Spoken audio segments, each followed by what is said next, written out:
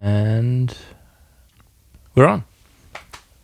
Welcome Thank to our you. drummers musicians. Oh, sorry. Welcome to you. But also I'm going to read the podcast script. Okay, I'll be quiet. Sorry. No, it's great. I'll leave it in. Welcome to Our Drummers Musicians, your backstage pass to Melbourne's vibrant music scene. Recorded on a cozy couch in Brunswick, join us as we explore what it truly means to be a musician and speak to the diverse talents that make music in our city.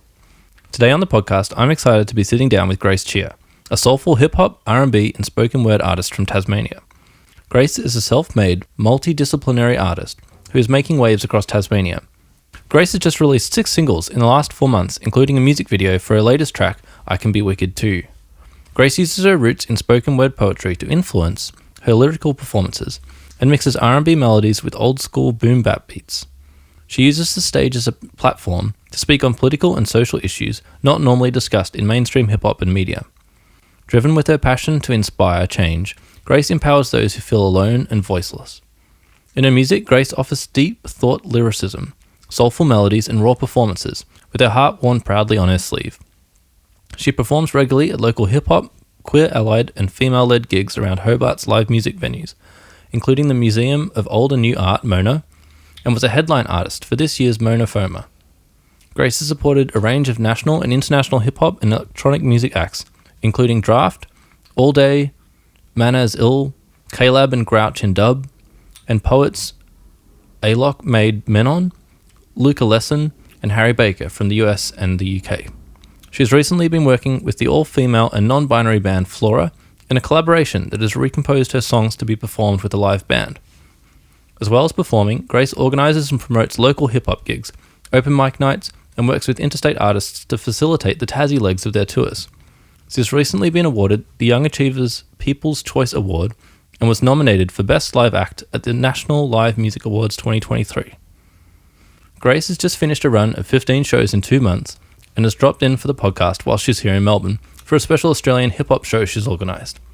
Join us as we explore Grace's journey with music and her various other creative passions, developing her unique voice and place in the Australian music scene, and discuss her innovative approach to combining artistry with activism. We want to take a moment to acknowledge the Wurundjeri Wurrung people of the Kulin Nation as the traditional custodians of the land on which this podcast was recorded. We pay our respects to their elders, past, present, and emerging.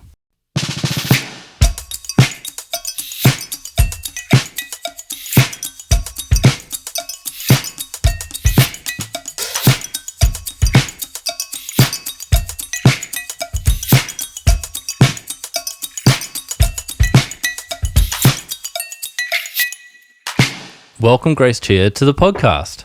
Thank you very much. What's it like being back in Melbourne? It's nice. It's like creating nice new memories. Because when I was here, I was really struggling. So it's like a really nice full circle moment, I think.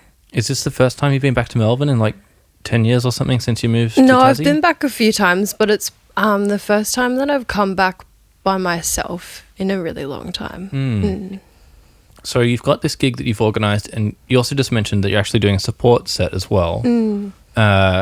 What's the band scene / performance scene like in Tassie, as opposed to the Melbourne music scene that me and a lot of the other podcast listeners know? Yeah, I mean it would probably be hard to compare, mainly because I haven't checked out heaps of live music in Melbourne, but in Tassie, I would say it's very, I think there's a lot of genre crossovers in the scenes. So you see a lot of people that come to the punk shows, come to the hip-hop shows, a lot of people that come to the hip-hop shows, go to the doofs, and the psytrance nights and stuff, which is really nice. And because it's obviously small, you see people all the time, the same kinds of people. And I think we're struggling a bit at the moment with venues because we've had some really great venues close down. There's still some great venues in Hobart, obviously. But I'd say for some grassroots artists, it's harder to get gigs. And there's a really strong hip-hop culture happening in Tasmania, and it's really diverse in the subgenres of hip hop, which is awesome. And it's great to see how that's sort of spread and grown over the past 5 or 6 years. I've been going to a lot more like bands and live music since working with Flora, and the talent around the state is ridiculous. So it's really great to just be immersed in so much good music in such a close, like there's lots of venues, but they're all really close, which is nice. So you can kind of just go from one to the other. Yeah, awesome. Well, what's the most recent album that you've listened to? I've been listening to G Henna by Helen Earth, who's one of the artists who's playing on Wednesday at the gig I'm organising. And yeah, I was just listening back today because I think that's the first one that I found her music through. And when I first moved to Hobart by myself, it was just such a moment for me finding her music, and I was just like, what is this? This is amazing. And it's really inspiring, and makes me feel the same way each time I listen to it. So yeah, I was just listening to that today.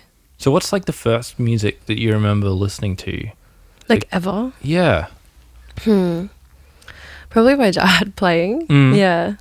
If we go back the earliest, like I would have been really, really young. I know that like when my parents were living in the church at St. Hills, because my dad was the groundskeeper, he would play piano and I'd be like crawling on the steps. So that's probably the first thing. Wow. And then for a really long time, like for music, I would listen to the music that they would play, because when we would drive, it was usually be my dad, and he prefers to listen to music that he knows because it helps him concentrate on driving. So we wouldn't listen to like the radio or like new music like that. So it'd be like we'd listen to a lot of Missy Higgins, Sarah McLachlan. I love Salt and Pepper, like complete vibe change. And it would just be like those same songs like every time. Yeah. It was a big catalogue. But yeah, it wasn't until I was I think in grade 10 that I got my first it was probably grade 9 that I got like my first computer and like found music myself. Oh, okay. Which was great. It was just so overwhelming. So it was like, where do you start? Yeah.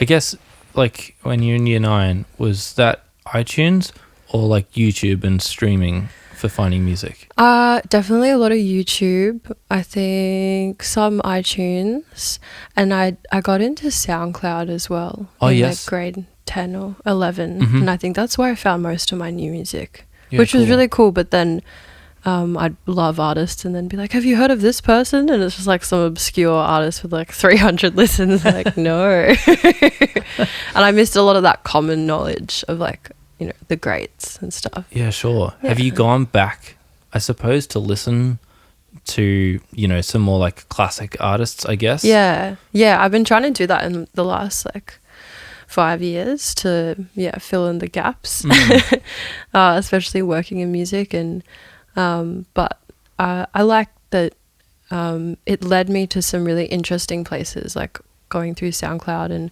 finding these artists. So it meant that when I started writing music, it was really unusual, and the way that I would write a lot of like raps and spoken word things, like the rhythms were usually kind of unusual because the artists that I followed were just unusual. Yeah. Yeah, that's interesting. Because I know that when you, were first sort of getting into a scene in Tassie, it was more of the beat poetry, slam poetry. Yeah, it was slam poetry. Sorry. Yeah. No, it's okay. Yeah, which is like an interesting world. And, you know, you've come a long way now, but I feel like, has that influenced the way that you approach like the hip hop music now? Yeah. Because you have this like slam poetry background? Yeah, I think definitely. I think it was a really great way, for me to learn delivery, because when you do a spoken word poetry, there is no beat. You are the rhythm, and your tone and your delivery is what carries obviously the words mean a lot, but it's how you say them and the pace that you go at. And so learning those things, I think, really helped me when I started writing raps. And also, a lot of the time, spoken word poetry doesn't rhyme, but it's like how you say things. And I think that's what makes a lot of really great rappers, like being able to write really interesting like rhyme schemes, but also sometimes things don't rhyme, but it's how you say it that carries it, and that can make things interesting because it's not what you would expect the line to end in. And also I started doing spoken word poetry when I was 16, and I would compete every month until I was 20, and just doing that through my adolescence where I was one of the youngest people there. So I was kind of like mentored through those really difficult years by people who had a lot of life experience and helped me, like the whole, like knowing that each month I would be able to attend this thing and process what was going on in my life and put that into words was a really helpful thing. And I definitely use that in the music I make today. Yeah, okay. So was it more, well, not more, but like it was quite an expression of you that you were putting into the spoken word rather than like a separate intellectual or like artistic endeavor? Yeah, it was very personal. Like there was some things that were more political about like greater things, but I was very like, I would just write about things that were going on in my life or things I was struggling with or just thoughts I had. And it was a really great way of understanding myself and giving myself time to process those things. And I really struggled a lot through high school and college and didn't have like a lot of friends, but it was just this like really interesting way of processing and then putting that out. And so I was still like telling people what was going on in my life and getting feedback from a lot of adults that were a lot older than me, but they already had like the retrospect of going through those years that I think really helped me. Yeah. Yeah. So were there some people like that I don't know, assisted or inspired you with the development from just like the spoken word to the introduction of music as well? Yeah, so the first gig that I played in Tassie, I was doing the poetry, and I asked Angus, who was running it, Angus King, if I could do some music at the end of one of the gigs, because they do like, there's a competitive like slam poetry thing, and then at the end they have like a musician.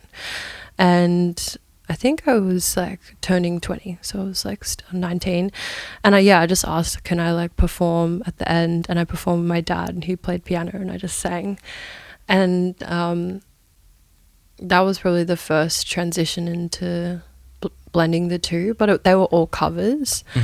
And then I did a couple like other gigs. I got to play at Falls Festival at the Homebrew stage, like not long after doing that first gig, and I played with my dad and my ex-partner, and they were all originals, and they were very different to what I make now, but it was a really great like project to work on.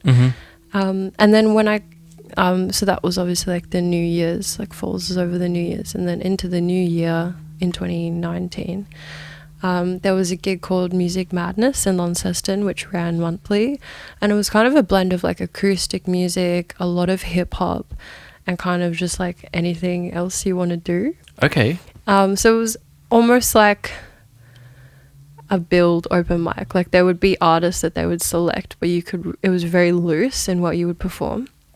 And I was performing every month there. This is all put on by Mr. Lucky from Launceston. And I made it a challenge to myself to write a new set every month. And so I would just go and like do, I don't know, 5 songs or something. And then I'd like go and write 5 new songs and then come back each time. And so I was just going through like major experimentation, learning how to write songs. There'd be like so many different genres. Some would be like spoken word. A lot of it was like dark pop kind of and folk. And then towards the end was when I started like getting into hip hop. Yeah, wow. Yeah. Because if I remember right, back when you were a kid living in Melbourne and I knew you, Yeah. like you still, I guess, like were writing some music and singing a lot. Yeah. Was that something though that I guess was more not as like intrinsically linked to you as the spoken word that you were doing? And maybe that's why it was sort of in the forefront for those, you know, at least while you're doing the competition and stuff, and the music sort of came in more later because it was just something you were doing on the side. Yeah, I think so. I was still writing music when I was doing the spoken word, but I wasn't sharing it. Yes. Like when I moved to Tassie, I was just turning 16, and at least for a couple of years there I was writing music, I was playing piano, I would record like covers and put them on SoundCloud and YouTube, and I would put out a lot of songs on SoundCloud, and I just used it more as like a journal of like, these are just what I'm thinking at the time. But I was really anxious about my own singing and performing and stuff like that, whereas I wasn't as anxious about poetry. Yeah, right. So it took me a long time to revisit performing like music. Yeah. So if we go back to, you know, you've decided to write a new set every time you perform. You've crossed like so many different genres, and what was it, I guess, that stood out about the rap and hip hop for you that sort of made you, I guess, like latch on after trying all these different things to that sound and style? There's something about going to a hip hop gig that is so captivating, because you see a whole bunch of artists, at the time it was mainly men who were really introverted and like wouldn't tell you much about themselves, and then they'd get on stage and they'd just like say their deepest fears and thoughts and desires and like hardest times in their life, and I just found that fascinating. Like that really gripped me. And I loved, just like from a listening standpoint, I love like rhyme schemes, I love linguistics, I love when you can say a lot in a really clever way. Like I just found that really interesting. And so I think the blend of like poetry and like words and telling stories, or like talking about really difficult things in a performative way, that was a really easy transition. But also with music, I think I love a lot of different genres of music, but I love when people use their tone and like can really make you feel something. And I think you just feel that with most hip hop tracks, that like you just really feel something, and it's usually like the quietest people in the room that are like just saying these really amazing things on stage. Yeah, that's so interesting. Yeah. What was it like then, being a young woman coming into a scene where, you know, like you said, all the other performers, or at least most of them, were men? Did you feel, I don't know, how did you feel going into that? Because clearly, you know, you've thrived, and you're amazing at what you do, and you make really great music. Oh, thank you. But it must also have been challenging. It was like really just hard. being a young person, but Yeah. also, you know, in a situation where there's no one else that's, you know, encouraging you from a perspective or life experience that you share, or even just having like another woman side of stage. Yeah, absolutely. It was really hard at the start. Like when I was living in Launceston, there were a lot of gigs that I would get harassed at or get groped, and I was probably like one of like 3 women in the room every time. And I think people kind of got the gist after like maybe my 5th gig that I was there to play, but before that it was kind of like, oh, who are you here for? And it was never like just a equal respect as an artist. And when I moved to Hobart, I moved just before lockdown, so couldn't really do anything for a while, and then I started doing a couple gigs supporting a few people, and I got offered, there was an artist that was coming to play from Melbourne, and they pulled out, they couldn't come for some reason, and the booking manager asked if I wanted to do Grace, Chia and supports, and I just wanted to do a hip hop gig. And so we did a hip hop gig. I was still the only girl in the lineup, but there weren't any other girls rapping at the time. And we just like really focused on underground artists that weren't getting gigs but have an insane amount of talent. And that's how the gigs that I run started. It's the pop-up hip-hop gigs.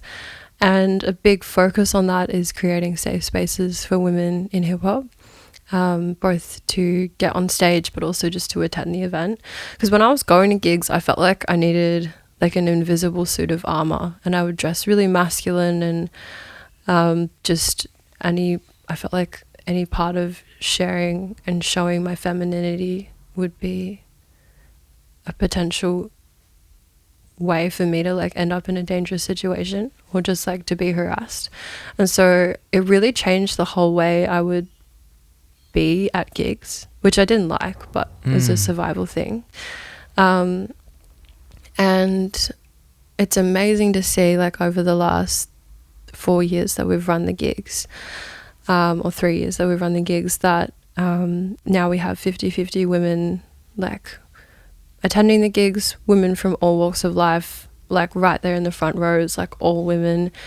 And there's heaps more female rappers that are getting up, which has been awesome. I run open mic nights monthly, like hip hop open mic nights, with my friend Hermit, and we support people who are starting out to like transition and bridge that gap between like, I've never performed a gig before but I want to, and then they have like all this practice, like stage practice, audience like doing their songs with like, you know, when you're actually in front of people, and seeing a lot of those people like book paid gigs now.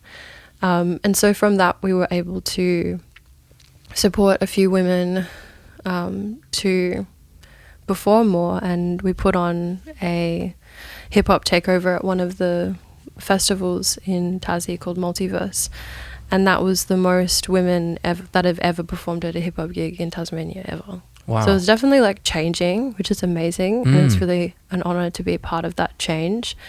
It was difficult at the start, and I think that it just lit a fire within me to like say like this is not okay, and there are so many people out there that I know love the genre but aren't coming to the events.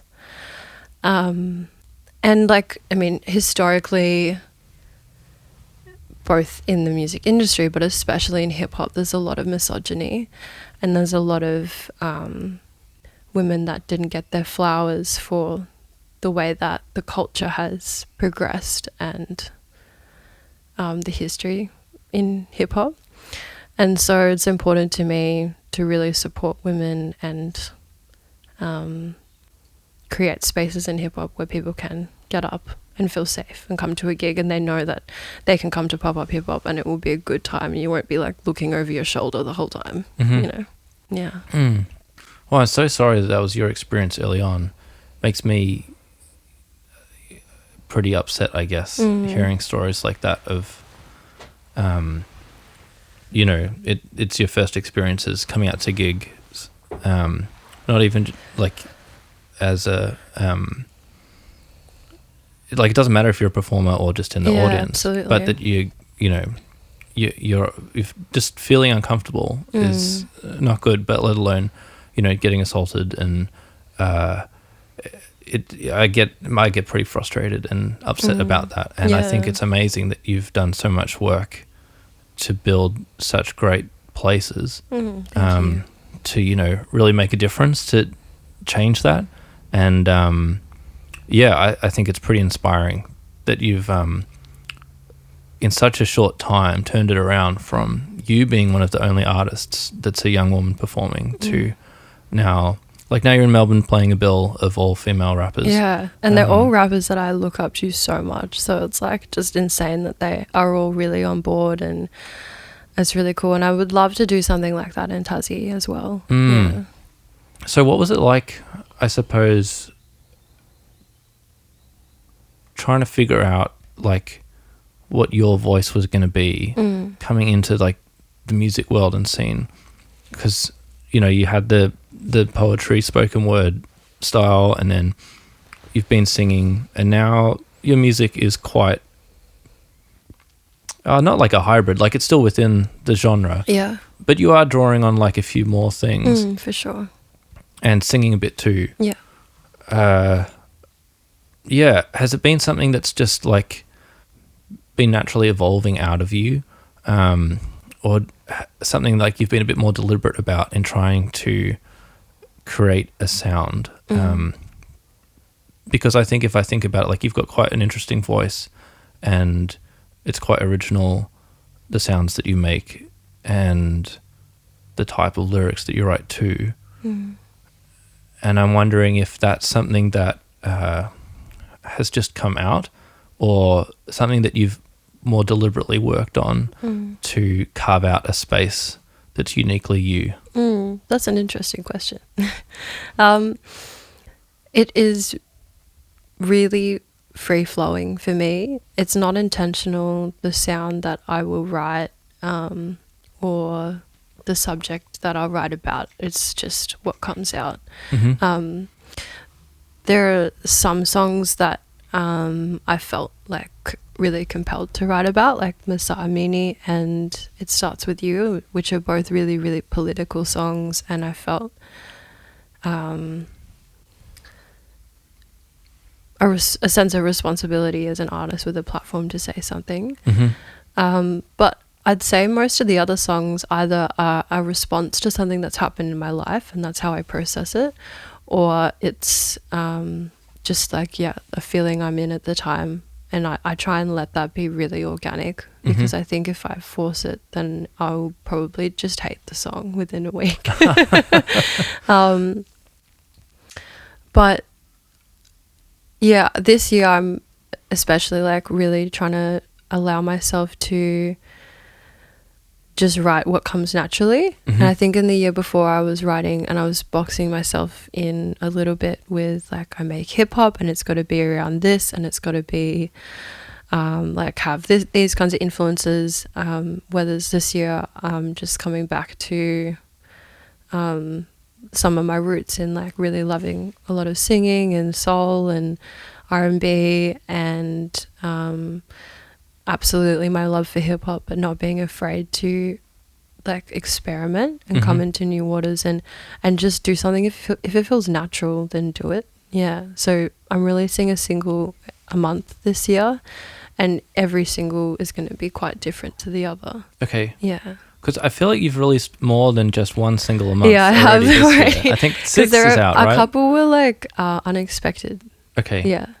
Like I wrote It Starts With You, and then I recorded it the next week and released it like 3 days after that. Wow. So that was like and I wrote it before our state election. And so I knew I wanted it to be out before then, which is why there was like a bit of a time crunch on that. And then there was another song that I wrote, my friend Ruboy, who is one of the artists that we've been supporting through the open mic, who's an incredible rapper and also sings as well. And he wrote this song about an abusive father and his family, and he performed it at the open mic, and there were just really big gaps in the song. Like it was an amazingly powerful song, but then they would have these big gaps.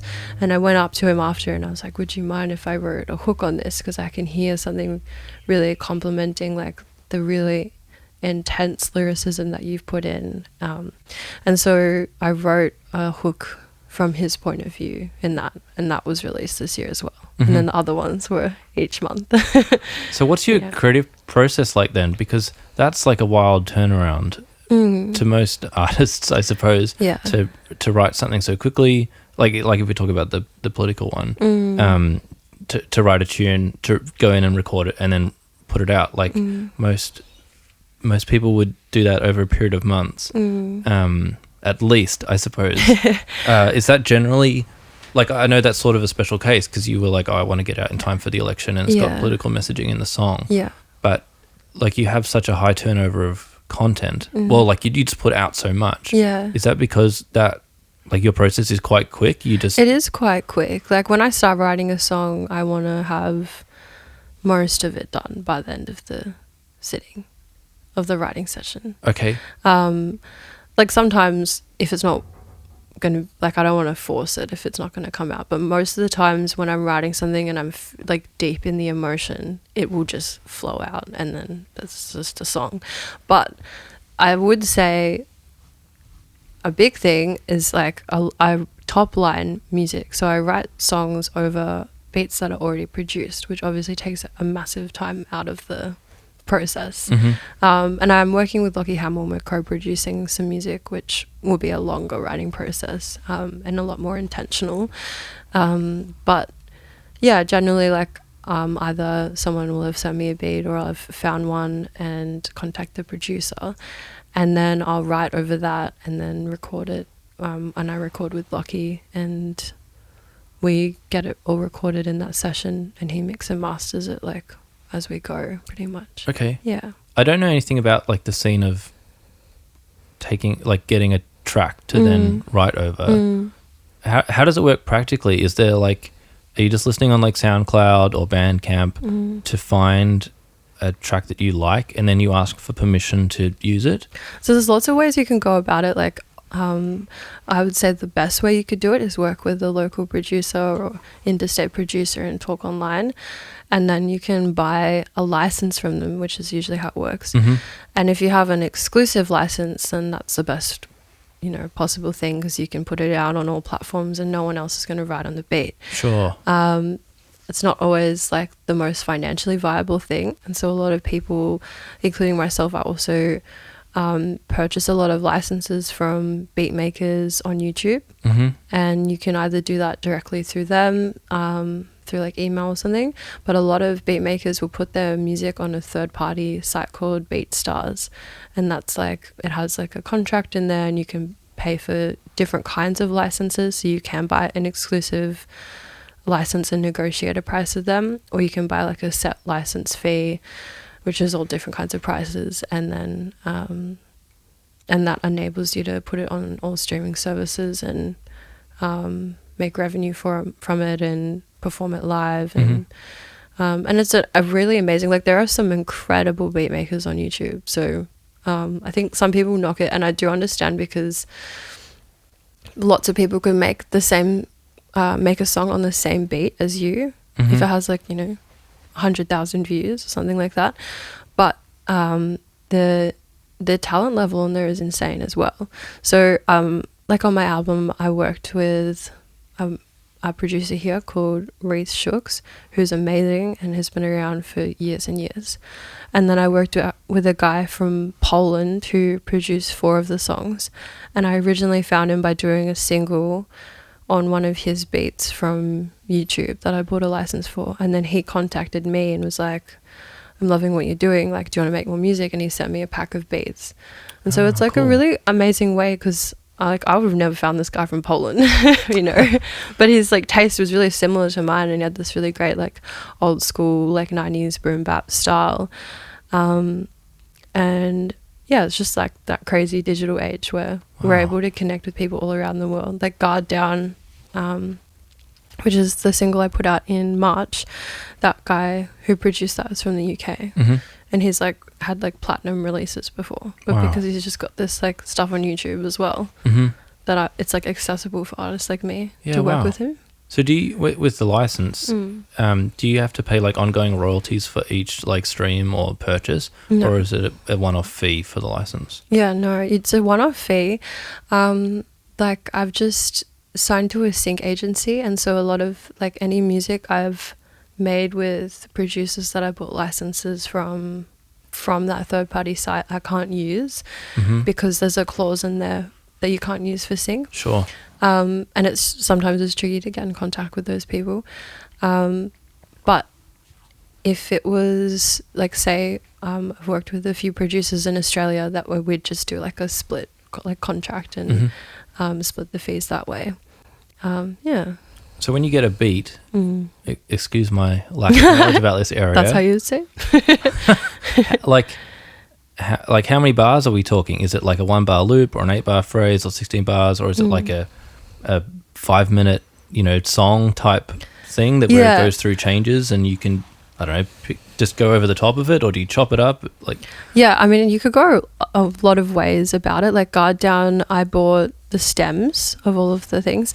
But generally, you would buy a whole song. mhm. I think we just call it a beat because it's just that terminology. Yeah, sure. But yeah, you would buy like, 2 to 4 minute track. Yes. And that has different sections, and it has a bit that has a hook, and then it has the verses, and then you would write over that.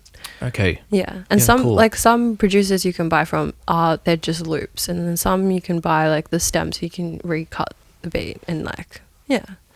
So there's still creative autonomy over it as well. Yeah, that's interesting. It's just a world It's I a don't know really about. it's a Yeah. really interesting world. So Yeah. you were sort of talking about your lyrics in two ways. Part of you was saying how you really like creating like interesting turns of phrase and talking about say like political or social justice issues. Yeah. Or just writing like linguistically interesting lines. And then you were also talking about just like it sort of just flows out. Is that something that you've been doing, at least spoken word, which is quite relatable to like the rap for so long now, that you just naturally have a flow where your lyrics are linguistically interesting and has like different balance points and hitting without like rhyme, but that's still impactful. Or I don't know, do you still have to, I don't know, there's so many people that would work quite hard at writing something to be interesting, and lots of people that would write to just say, I'm just writing to express myself. And I suppose I'm trying to understand, when you're just writing to express yourself, is it just part of who you are and the voice you've developed, that it's also coming out to be these like really interesting phrases? Or is that something that you're sitting down in a writing session and you just flow out what it is that you want to go about, but then you put on like an editor's hat, I guess, afterwards, and go back in and go, okay, I want to say this, and I like how I had this idea, but now I'm gonna like phrase it in a way that's more creative. That's a great question. I think I definitely edit things, but I think from the 8 or 9 years of poetry, the way that I would write something, there's a certain voice, like my inner monologue is like kind of has that language and the way that it's written.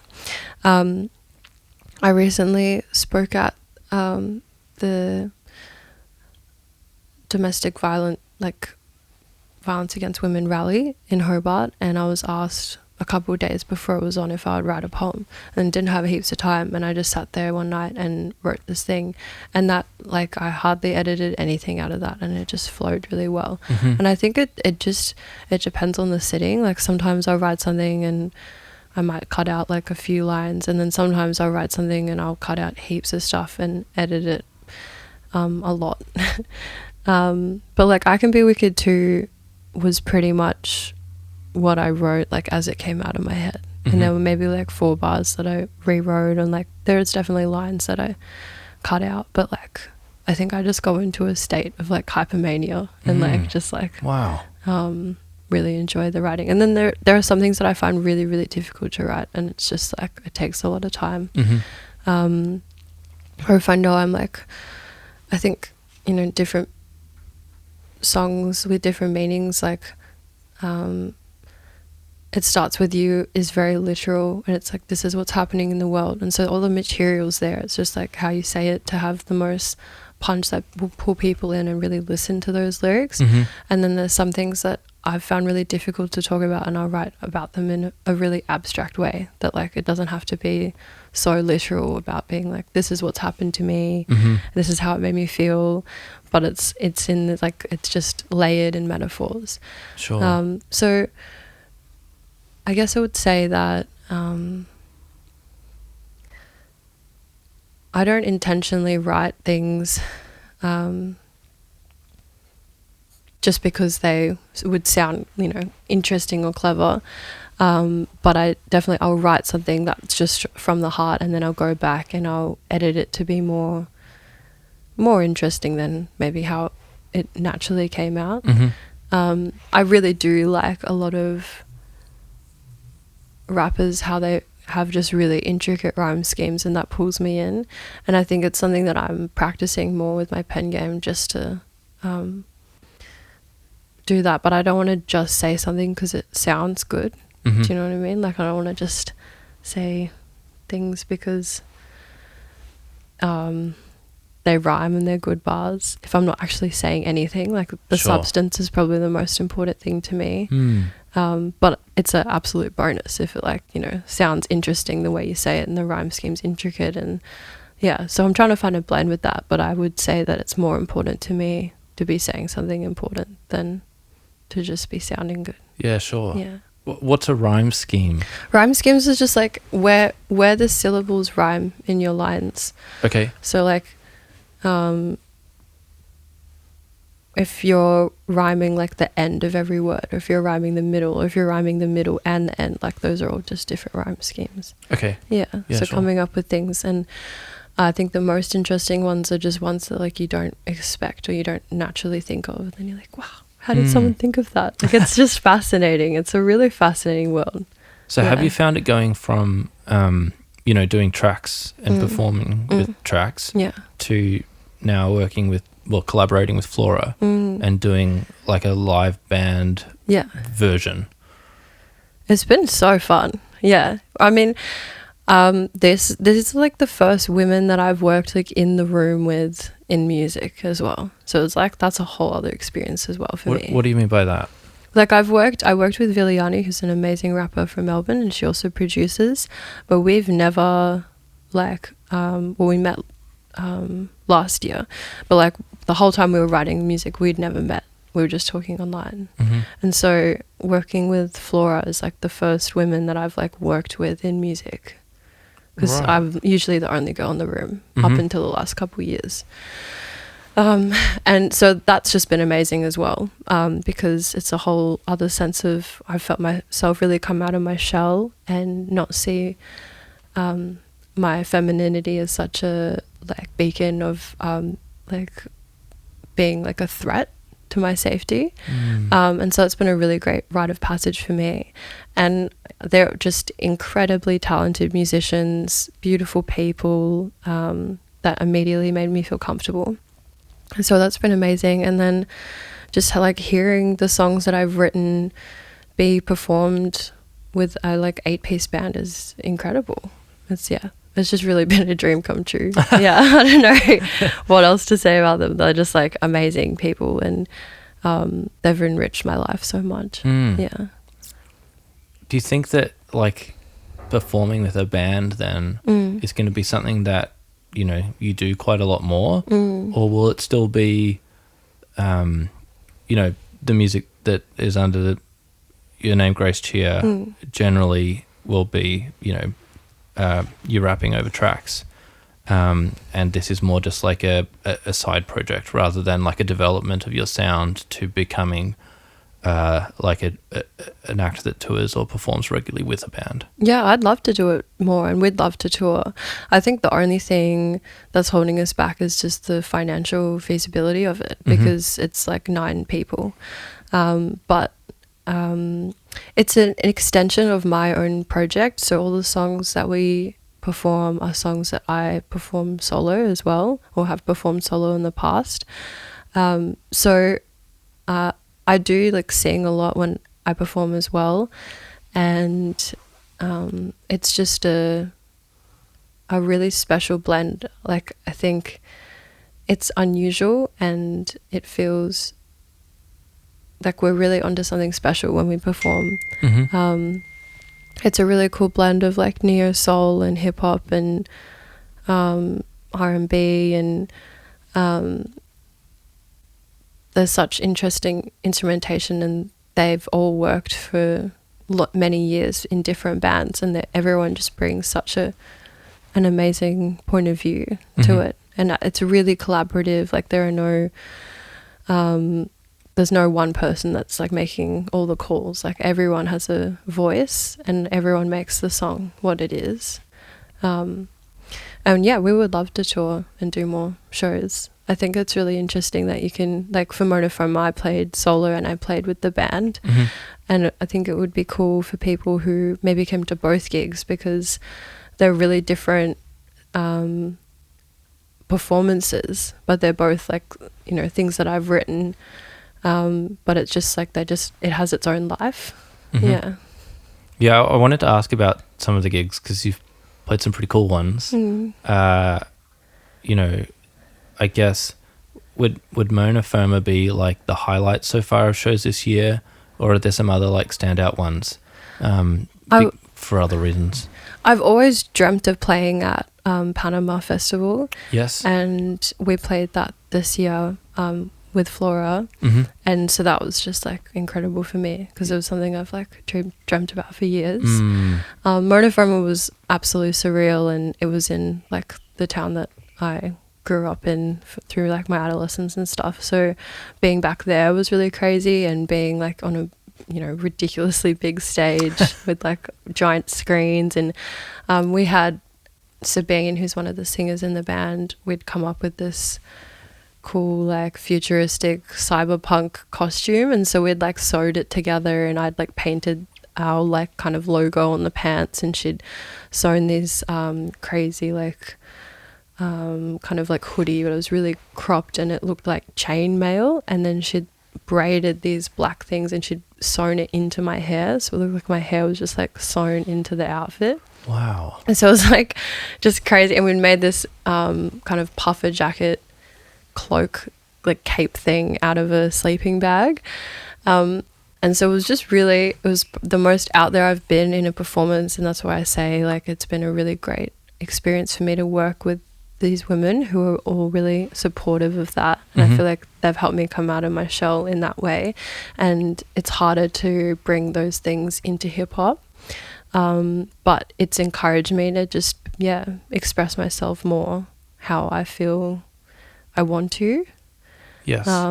And not be shy about that, because I think that was just such a learnt thing as like a safety and protection thing, but it's something that no longer serves me, and I am safe in these spaces because I've worked really hard to cultivate an environment that is safe for all people. And so it's about unlearning those things, and so Monofroma was definitely a highlight for me. And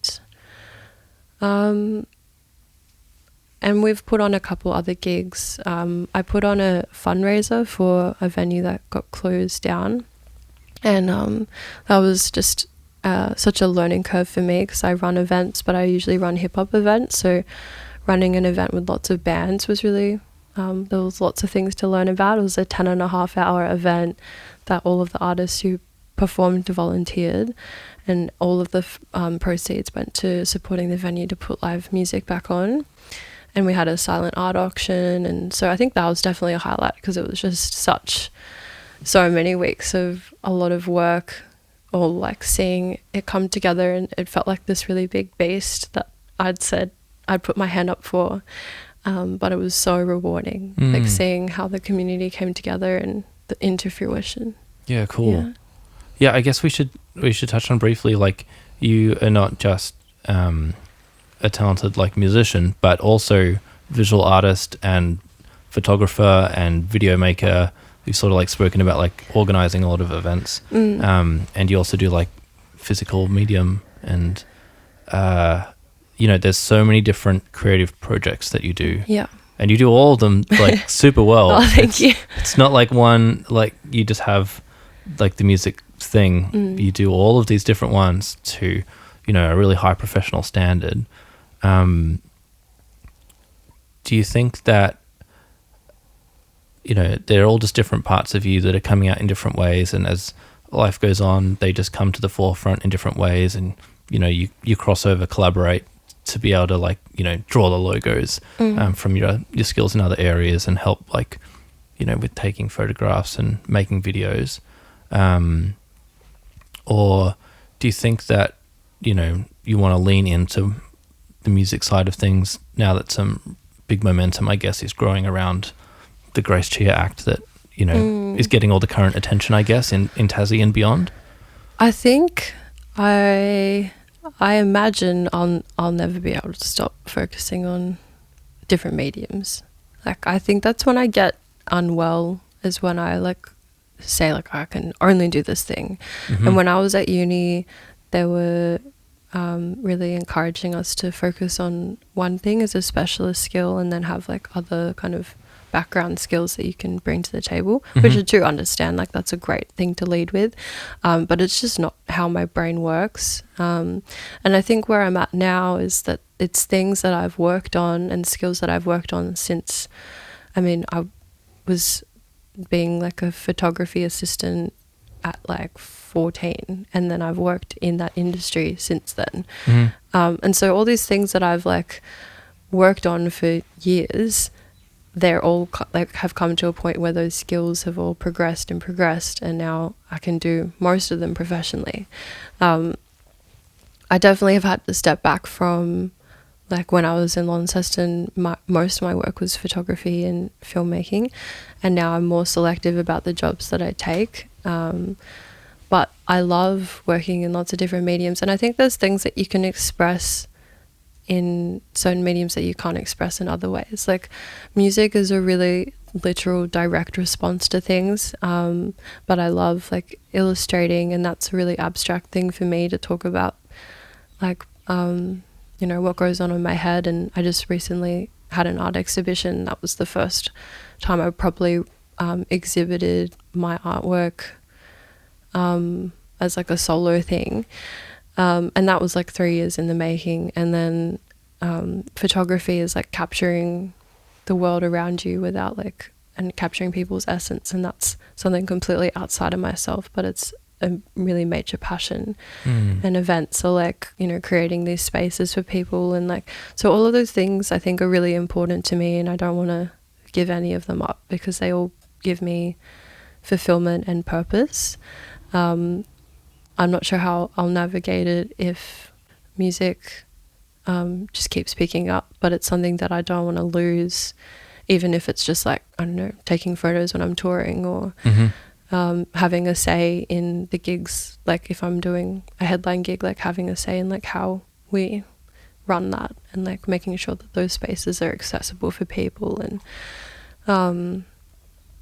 and also just doing things like even outside of work, but just because it brings me joy, because I'm just like, creativity like makes me feel like myself, and it helps me with my mental health. So well, we've been playing this game on the podcast where each guest asks a question of the next guest. Cool.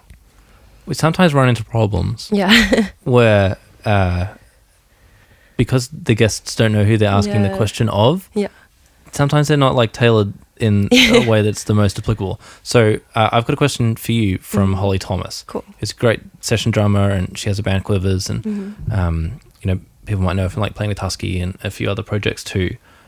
She's going to use the word drummer in her question, but we're going to apply it to you. Okay. Word drummer. yeah, exactly. There we go. Beat maker with the mouth. Like maybe it's two-pronged. It's like, have you found like a musical identity as a drummer, like in the way that you play?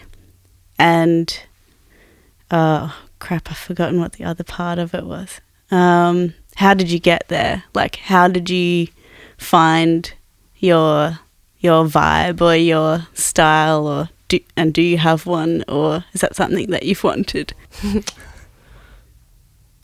That's a good question.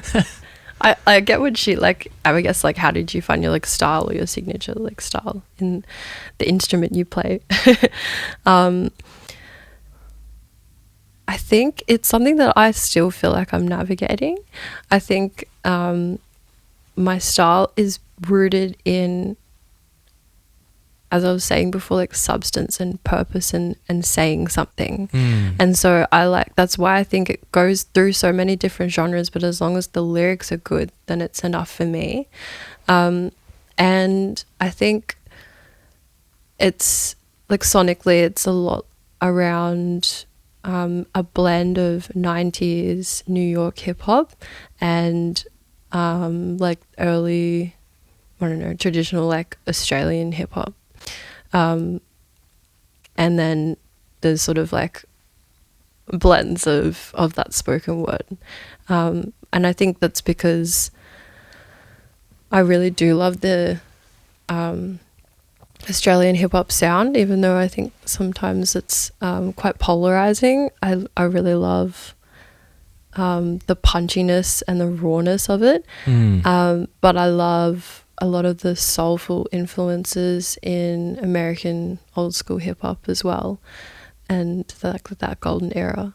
So I think it's a blend of like what I like and what I want to say, and what feels natural to me. And because I'm a pretty introverted person off stage, but when I come on stage, I'm a lot more extroverted. I'm a lot more like outspoken, and so I write these songs that when I'm actually delivering them, they're really punchy and they're really like fierce, because I think all of the like feelings that I feel in my day-to-day, that's the space that they come out in. Like the ferocity comes out there, but like from day to day I might just be quite quiet.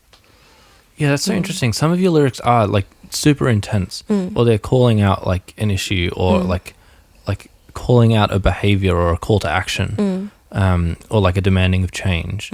Where do you think, or what I suppose has enabled you to present that as an introvert that is, you know, you're saying like you're kind of quiet off stage, but when you get on stage, you have, I don't know, like the confidence and the presence to speak so strongly about things that, you know, in other parts of your life, I don't know, you don't do? I don't like exactly know how it works, because both of those parts of me are me, and they truly feel authentic. And I know that because there's things that, you know, I might have done in my younger years that really felt like I was going against who I was, but when I'm on stage it's very natural. I think it's almost like it's a really clear social cue that this is a place where you can be loud and boisterous. Whether it's like when I was younger and I really struggled with bullying, I think I really close myself off. Whether this is a place where it's like, okay, this is the space, people actually want to hear what I have to say, and I think it's just a really healthy outlet. Like I know that I can get on stage and say all these things, and I don't have to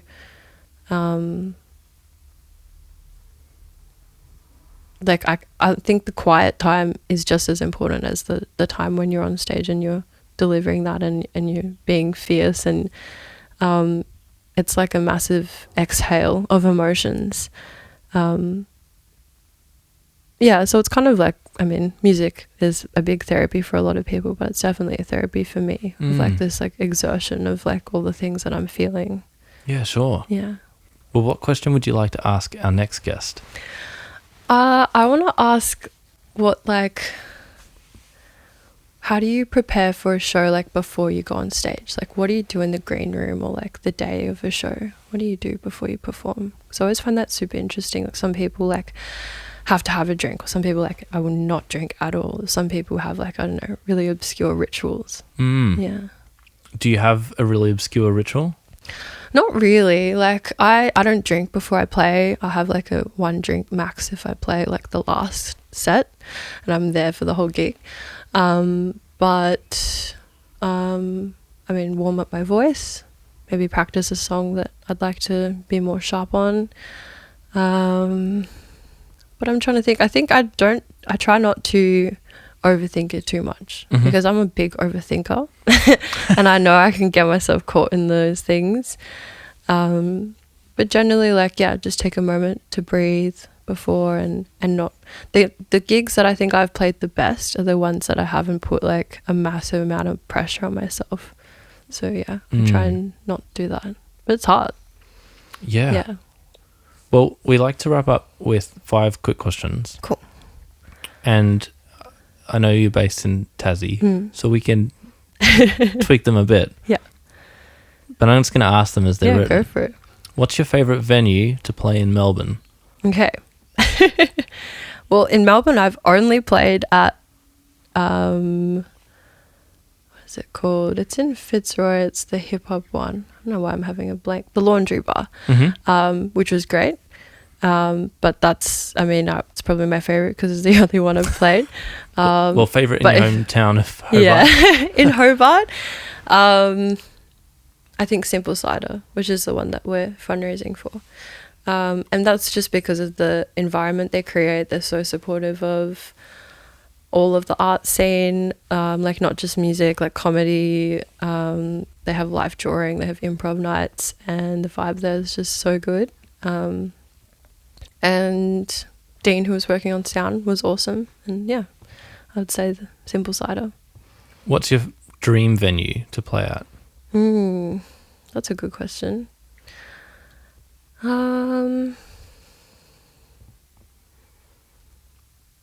Because you've already ticked off Panama Festival. I know, Panama's done. I would really like to play Big Sound. I've applied to play this year. I went last year as a delegate, attending the conference, and it was amazing. And I think that would be a really big goal for me to perform there. What is your coffee order? Well, okay, coffee is an interesting thing for me because I love coffee, but I don't drink it because it doesn't make me feel good, like caffeine in general. So if I'm having like a tactical coffee, I'm driving to Launceston, I'll get an almond latte. What is your favourite place to get food after a gig? Well, I usually finish late, and the only place that's open late in Hobart is Mr. Burger or Macca's, and I would choose Mr. Burger over Macca's. All right, and what is one piece of advice that you would give to your younger self? I think that all the things people have made you feel bad about are the best parts of yourself, and that they're the things that will keep you going through the hardest times, and then you'll come to a point where those are the things that fuel your job and fuel your friendships and the way. So just don't feel bad for how you think, and what makes you weird or different are usually the best things about you. Well, thanks so much for coming on the podcast. Thanks for Grace. having me. It was lovely. You're a super talented artist and Thank you. So talented at so many things. So thanks for diving into your music and all the different things that have shaped that and grown it. And it's so exciting to see how much momentum is building around your music, and you're ticking off goals of dream venues. You. Yeah. And you're just, it's exciting to see how much you're doing. And I hope that when we listen back to this episode in 10 years time, it will be a special little time capsule moment of, this at the beginning bloom of the next phase of your artistic careers. If anyone wants to book you to perform on their tracks, or collaborate with them, to play a show, to check out your art, to buy your music, is there a preferred way that you have for listeners to get into contact with you? You can contact me through my website, which is gracechia.com. You can email me, grace@gracechia.com, or you can just message me on social media as well. I check my emails every day, so that'll probably be the easiest way or the quickest way to get in contact about bookings. Perfect. And not just get lost in the ether of social media. All right, cool. Emails, and we'll see what happens. Yeah, thank you so much. They were really great questions. It was interesting. Thanks for sharing, and thanks for your music. Thank you. Thanks for joining us on Our Drummers Musicians. I hope you enjoyed getting to know another muso like I did. Help us grow by leaving a review, share the podcast with friends and family, and subscribe on our website for extra info. Got a guest you'd love to hear on the show? Please let us know at ourdrummersmusicians.com. See you next time.